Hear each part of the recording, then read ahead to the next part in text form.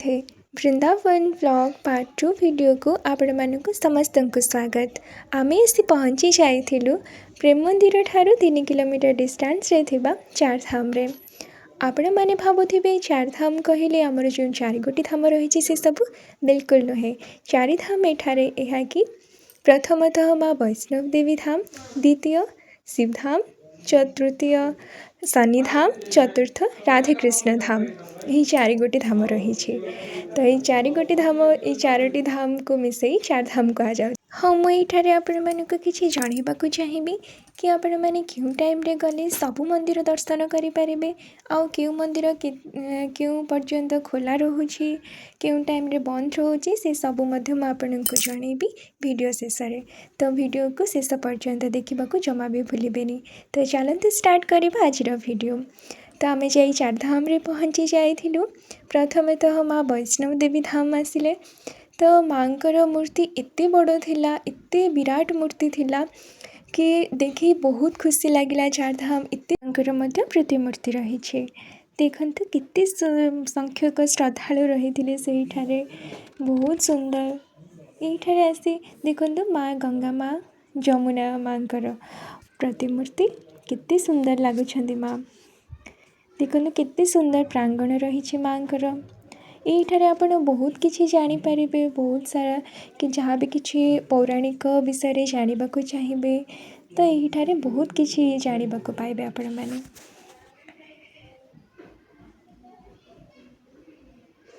एबे तो चलते जीवा देखा माँकर मंदिर। माँ एते माँकर एते बड़ विशाल मूर्ति।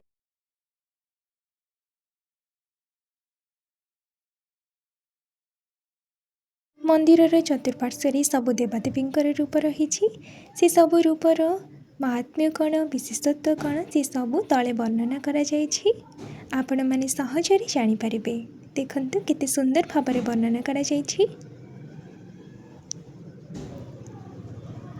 देखंतु केते सुंदर भाव में हनुमान जी भारतर कोण अनुकोण जो सबू प्रसिद्ध मंदिर रही से सबू मंदिर महात्म्य कौन से सबू आपण मैंने जानीपर।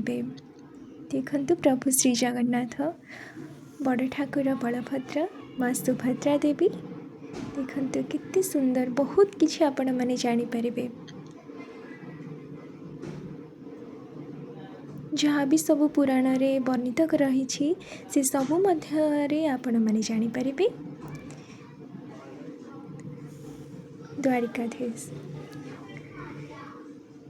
देखंतु शिव ठाकुर, माँ गौरी, माँ सारला कितने सुंदर देखा जाउछंती।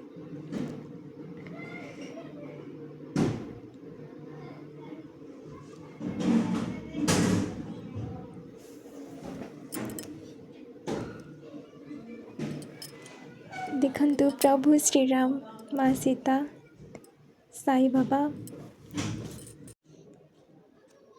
देखंतु प्रभुंकर विश्वरूप को कितने सुंदर। देखंतु बुद्धदेव,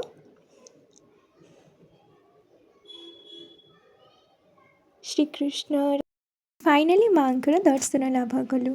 देखंतु माँ कितने सुंदर लगुछंती। यहीठार आपण मैंने माँ बहुत सारा आशीर्वाद नहीं जातु।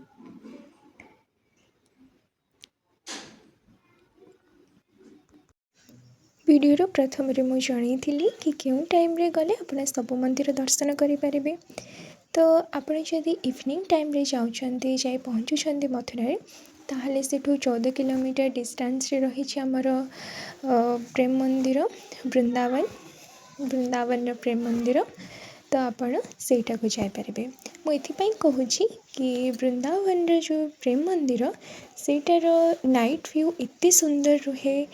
मंदिर पूरा लाइट रे ही सजी होता है और इतने सुंदर देखा जाए, बहुत अट्रैक्टिव थाए, बहुत भीड़ लगे से दृश्य देखापी मंदिर। एवं से मंदिर 8टा पर बंद हो जाए। तो सर्वप्रथमे आपण से मंदिर को जापारे, प्रेम मंदिर को जापारे। ठीक अच्छे। चली चली टिके टायर्ड हो जाइलु तो बसी जाइलु। देखु गोटे क्यूट सा फोटो भी कैप्चर कर नेलु। एबे चलते जी शनिधाम। देखो केते सुंदर मंदिर है, बहुत यूनिक मंदिर है। हाँ मुझे कहूली ना आप सेकेंड केउठा को जी देखते शनि मंदिर में पहुँची गलु आम शनि मंदिर में प्रवेश कर शनि ठाकुर जहाँ भी सबू अवतार अच्छी से सबू मंदिर दृश्य देखुं से सब दृश्य होउछि शनिदेवकर विभिन्न अवतार दृश्य एवं केउं अवतार को पूजा कले केउं फल मिले से सबू मध्य सुंदर भाव तले वर्णना करा जायथिला। देखंतु फाइनाली शनिदेव यहीठार समस्ते शनिदेव को प्रणाम कर दियंतु। से होउछंती कर्म फलदाता, कर्म अनुसार फल दे थांते। तो ये समस्ते सूर्यखड़ी देखुं आपण मैंने भी सूर्यखड़ी विषय बुक रे पढ़ी थे तो ये देख नियंतु। तो एबे जीवा आमे सिद्धाम दर्शन करने मुझे जनई कि प्रथम आप वृंदावन रे प्रेम मंदिर जी तो सीठी आप नाइट रे स्टे करेंगे कहीं मंदिर फ्रंट रे बहुत सारे रेस्टोरेंट डॉर्मेटरी होटेल रही एवं बहुत कम प्राइस रे अवेलेबल रहिबो तो आपण मैंने सहजरे से नाइट रे स्टे करेंगे। तो मॉर्निंग रे आप ट्राए करेंगे बांकी बिहारी को दर्शन करने कहीं आम इवनिंग टाइम रे बांकी बिहारी को दर्शन करने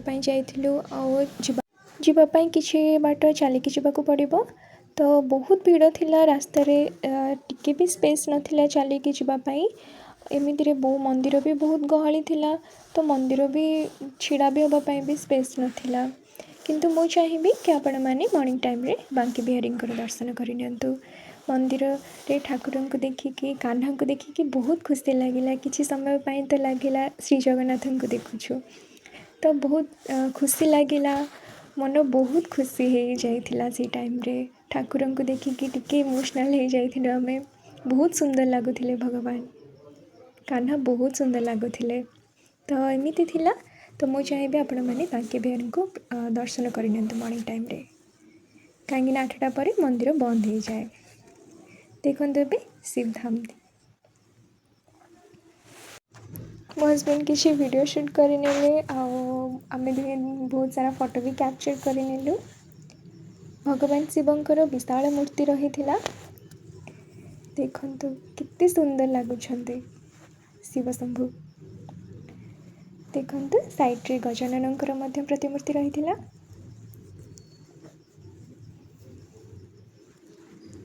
देखंतु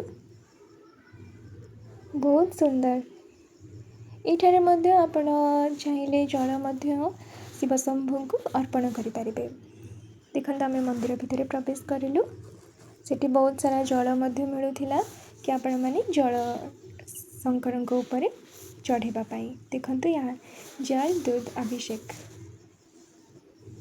ठीक अच्छे देखंतु बहुत सारा भक्त माने सेठारे शंकर को जल अर्पण करुथिले अभिषेक करुथिले जल क्षीर रे देखंतु फाइनाली शिव भगवान माँ गौ। तो ये चलतु देखा राधाकृष्ण धाम देखंतु आम ए जाऊँ राधाकृष्ण धाम आपण को मो पूर्व कही कि आपण मॉर्निंग टाइम रे बांकी बिहारी को दर्शन करेंगे तापरे गोवर्धन परिक्रमा मध्य करेंगे एवं निधिवन भी रही निधिवन जहाँकि इवनिंग टाइम रे बंद हो जाए हाँ चारिधाम को छाड़देला सबु मंदिर 12टा पर बंद हो जाए एवं 4टा 4:30 पर खोला रुहे तो आपण मैंने ट्राए करेंगे कि 12टा पूर्व सबु मंदिर दर्शन करेंगे एवं चारिधाम को इवनिंग टाइम 12टा पर टाइम टाक रखिए ठीक अच्छे। देखंतु राधाकृष्ण मूर्ति को कितने सुंदर लगुंट